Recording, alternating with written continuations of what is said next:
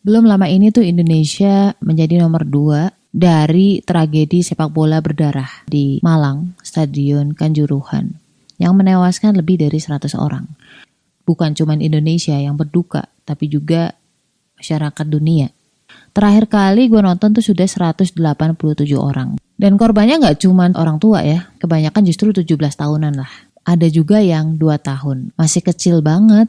Ada juga yang keluarga nih, ayah ibu, ayahnya sekitar usia 30 tahunan, dan dia membawa anaknya 11 tahun. Kedua orang tuanya ini jatuh dari tribun dan meninggal dunia. Si anak yang 11 tahun ini udah jadi yatim piatu. Gak kebayang juga sih bagaimana perasaan si anak ini ya. Yang gue akan sorotin adalah tentang bagaimana cara kita menyikapi sesuatu, termasuk musibah, termasuk rasa duka. Dan gue akan singgung dari sisi psikologi.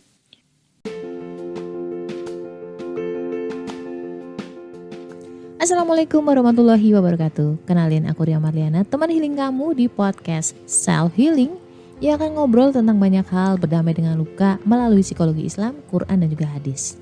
Dan kadang aku spill juga tentang karakter manusia berdasarkan golongan darah. Semoga bisa membantu kamu lebih relief. Jadi bermula dari kekalahan dari tim Arema dan juga Persebaya. Arema itu 2 dan skor dari Persebaya adalah 3. Begitu peluit akhir pertandingan ditiup, gak berapa lama tuh ada beberapa orang yang masuk ke lapangan. Beda euforianya ketika ada di lapangan atau stadion. Satu orang provokator itu bisa menggerakkan ribuan orang. Beda adrenalinnya ketika kita berada di sana langsung. Pemain-pemain Persebaya dan juga timnya segera diamankan ke ruang ganti. Itu yang pertama. Bahkan ada beberapa orang yang sampai mengejar ke sana. Nggak berhenti sampai di situ. Setelah sampai keluar stadion, mobil mereka, mobil Persebaya itu dilempari batu. Beberapa kali sampai kacanya pecah. Di dalam stadion itu sendiri nih, itu udah nggak kondusif. Beda, kita yang nonton di sini pasti akan ngomong, ih ngapain sih sampai pukul-pukul, ih ngapain sih gitu-gitu. Iya, di posisi kita akan nyalain orang, betul. Nyalain polisinya, nyalain Aremanya, nyalain tentaranya, ya kan? Nggak ada yang benar, karena kita berada di posisi luar sistem. Ketika lo berada di situ, belum tentu kita bisa setenang ini loh. Belum tentu kita bisa nyalain orang kayak gini loh. Situasinya tuh chaos. Pernah gak berada di situasi chaos? Dulu ketika gue kuliah, gue tuh sering ikut demo. Dan itu feel-nya beda banget ketika lu nonton demo di TV dan juga ikutan demo. 1-2 orang memprovokasi aja, itu kita bisa langsung ikutan naik loh adrenalinnya. Mungkin ada yang nanya nih, kok bisa ya meninggal tuh sampai sebanyak itu? Ada yang menyalahkan langsung ke polisinya, artinya banyak orang bilang bahwa polisi itu menggunakan gas air mata. So orang-orang tuh langsung pada panik lari ke pintu keluar, terutama di gate 10. Dan ketika mereka panik, mereka ada yang keinjek, ya kan, berdesak-desakan dan sampai kehabisan oksigen. Rata-rata orang meninggalnya karena kehabisan oksigen. Banyak dari netizen kita itu justru berantem sendiri. Ada yang di pihak polisi, ada yang langsung nyalain ke polisinya. Polisi goblok lah, polisi inilah, polisi ngapain pakai gas air mata. Itu menurut FIFA tuh gak boleh gitu. Tapi ada yang bilang bahwa polisi gak akan sampai mengeluarkan gas air mata kalau memang tidak ada potensi kerusuhan. Orang tuh ketika menghadapi duka, memang ada tahapannya. Ini menurut teori Kubler-Ross, salah satu teori psikologi. Yang pertama adalah shock dulu. Kemudian dia denial. Denial lu kayak gak percaya. Lalu dia menghadapi namanya anger, marah. Di saat itu, dia akan mencari siapa nih yang salah. Siapa yang bisa gue salahin nih? Saling menyalahkan. Ini yang mau gue sorotin. Kita sedang mencari pihak mana yang bertanggung jawab. Sebenarnya itu. Permasalahannya adalah, kita ngomongin itu di publik. Opini kita itu bisa menggiring kebencian satu sama lain. Kita mengkubu nih. Emang apa sih masalahnya mbak? Gini loh, orang kalau udah benci sesuatu itu penilaiannya gak akan netral. Apa aja akan jadi salah.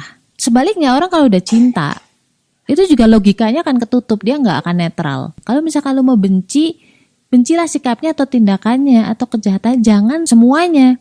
Bibit-bibit kebencian inilah yang justru nanti akan menimbulkan kerusuhan di lain waktu. Itu kayak bom waktu. Jadi kita gak ada bedanya sama orang-orang yang ada di stadion yang provokator itu sebenarnya. Sama kita. Kita tuh gak ada di sana, kita belum mau tabayun, udah langsung main judge aja. Sabar dulu. gini loh, oke lah, lu mungkin orangnya nggak peduli gitu sama orang lain atau mungkin akibatnya nanti gimana. Tapi mikirin diri lo sendiri. Ketika lu membenci seseorang, membenci sesuatu, itu yang rugi tuh bukan mereka, yang rugi tuh lo sendiri.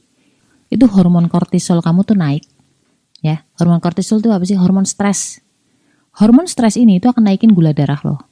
Dan lo tahu musuhnya manusia sebenarnya apa? Virus kan, virus, bakteri dan kawan-kawan.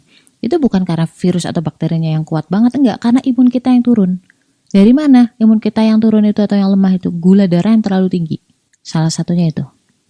Lu bisa kok memilih untuk enggak kayak gitu, untuk enggak berwatak seperti itu. Tapi menurut gua, seseorang yang cerdas itu enggak cuma dilihat dari IQ-nya berapa. Kecerdasan seseorang tuh bisa dilihat gimana cara dia menyikapi sesuatu. Orang yang menyelesaikan atau menyikapi suatu masalah dengan cara fisik, kekerasan fisik, main bentak, main hajar ya, main barbar. Buat gue pribadi, personally itu kecerdasannya buat gue low. Dan mereka yang tetap bisa tenang, bisa berpikir strategis, dia tetap sabar dalam ketegaran dan juga kebenaran. Buat gue itu orang-orang yang sangat cerdas. Cerdas itu lebih cenderung ke matang lah. Matang secara jiwa dan juga raga. Karena cuma masalah IQ, masalah penyelesaian matematik itu very mudah. Tapi menyelesaikan masalah hidup, itu IQ saja gak cukup. Kata Rasul apa? Orang yang cerdas adalah orang yang selalu ingat mati. Jadi dia selalu menjaga sikapnya dia. Matang gitu. Visioner, gak cuma duniawi 30 tahun lagi, enggak. Tapi nanti setelah di akhirat itu jauh melebihi orang-orang yang visioner duniawi. Dan itu juga yang membuat manusia tuh beda sama binatang, akalnya. Dan soal Arema Persebaya ini, kita menyikapinya dengan cara apa? Saling serang satu sama lain. Makin berantem, makin rame di Twitter dan juga sosmed lainnya.